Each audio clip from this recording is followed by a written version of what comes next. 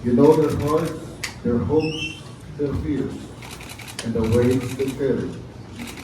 As they stand before the nation, remind them that they first stand before you. To everyone, with all due respect, Father Robert, you mentioned Attorney Michael Poa. He is part of the defense. I would like to give the recognition to the real part of the prosecution team, Attorney Mark Fuwa.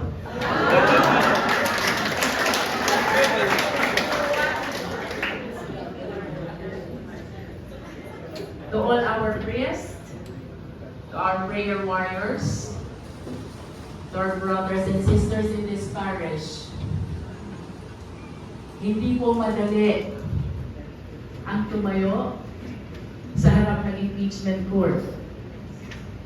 Hindi po madali na balikan lahat ng aming pag-aaral during our college days.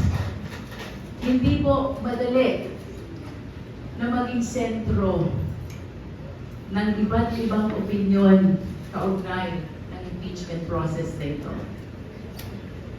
Nevertheless, we believe that there is honor to be at the forefront of this accountability mechanism.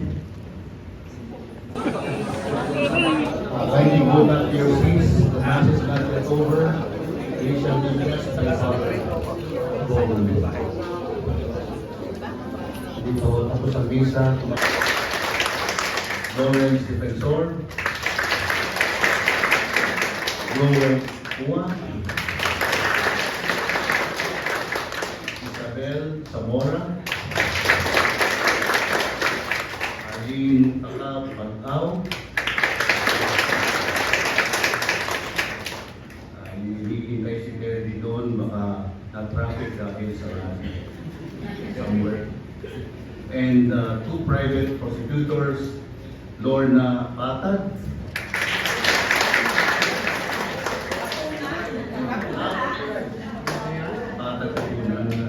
Addressing the Filipino people to rise up and walk through your courageous and truthful presentation of evidences that will finally bring darkness at the back of our human history and bring light to the life of the Filipino people.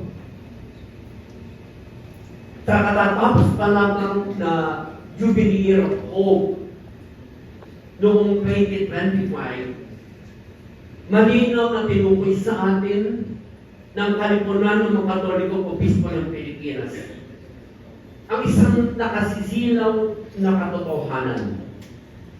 At ito isa lamang sa napakarami, ngunit tunutan ninyo na sa pagkakataong ito ay tukuyin ko isa.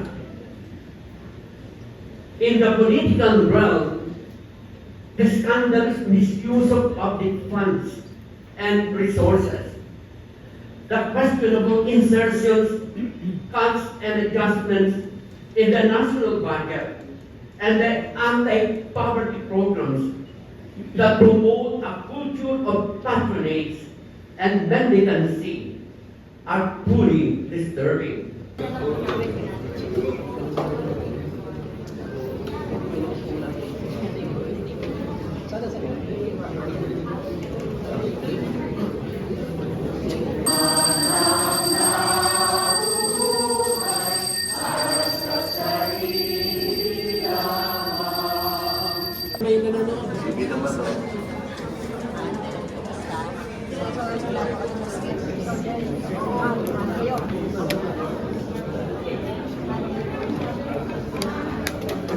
Konti lang mag-cut.